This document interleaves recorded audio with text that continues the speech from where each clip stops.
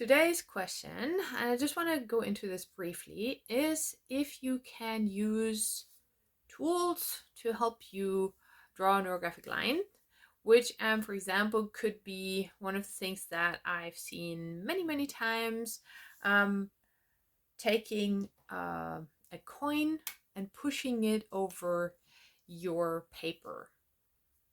Now, does that actually create a neurographic line?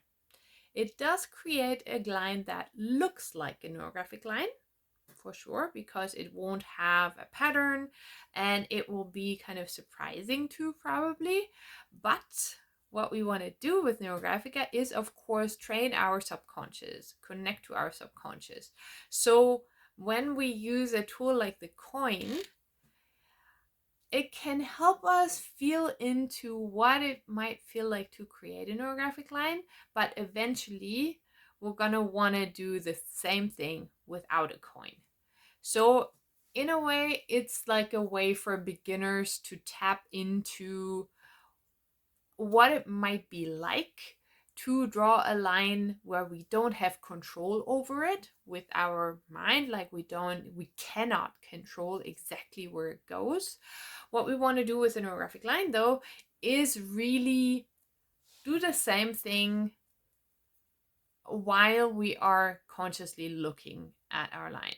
And that comes to the second part. I've had a lot of people ask if they can draw the line with eyes closed, for example. And that to me is more or less the same thing. With eyes closed, of course, again, we don't control the line. We kind of feel the flow more, we feel the movement. So it's really, really good in order to learn what it feels like.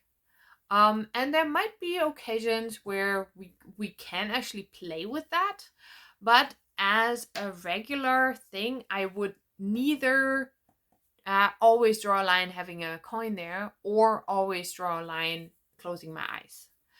So those in a way are kind of little beginner helper tools, but once we start really, really tapping into what Neurographica is about, it's all about drawing the line and at the same time, while you draw the line, becoming aware of how it feels in your body, how it feels in your emotions, how it, feels mentally, and going against your own grain.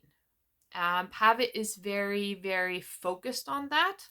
I always describe it more as a range. We have on the one extreme the line that kind of goes with the flow, that feels very comfortable, where we go with where our intuition guides us, and that doesn't necessarily have to be that we control it either.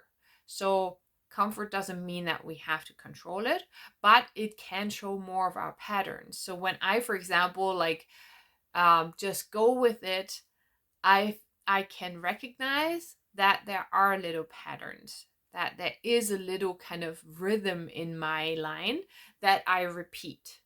And then when I go in the other extreme, which would be really, really what Pave means with the neurographic line, I go against that. I want to push my boundaries. I want to touch the places where I feel discomfort come up. And the reason why we do that is because we kind of have to bring up the problems to look at them and then resolve them.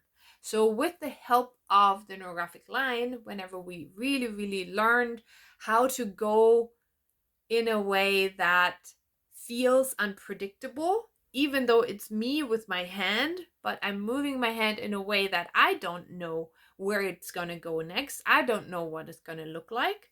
And I constantly check in with my mind and I catch myself when my mind takes over and is like, oh yeah, this feels really good. This line's kind of going up there and I'm going to do the one little movement that I always do, for example, and then it's going to go to the corner. So whenever I realize that something like that is happening in my mind, then I can go like, no, instead I'm going to go to the bottom left or something. So that's a description that we hear a lot with the neurographic lines, is go against where it feels like your mind wants to guide them. And I don't go so far as you have to go the opposite way. You just go a little bit out of the way. Like, we recognize, when we do this a lot, we recognize what would be the pattern that I would always go into, what would be like my personal pattern, and everyone's pattern can be different. So that's a way of exploring our patterns. And then we go and change it a little bit. So it doesn't have to be extreme. It doesn't have to be my inner feeling tells me I want to go right, but I'm going to go left. No, it can be my inner feeling tells me I want to go right, but I go like a little bit up. I still go to the right, but I go a little bit up, and then maybe I make a soft curve to the left. So it doesn't have to be extreme. So I hope that helps. If you feel like, you just want to explore what it feels like to draw a line that you cannot control, then try the exercise with the coin. I might actually do a little video and show you that, just for fun. Or you can, of course, like close your eyes for a moment, or just look what it feels like with your eyes closed, and open your eyes and draw some more lines and see, okay, what does that feel like?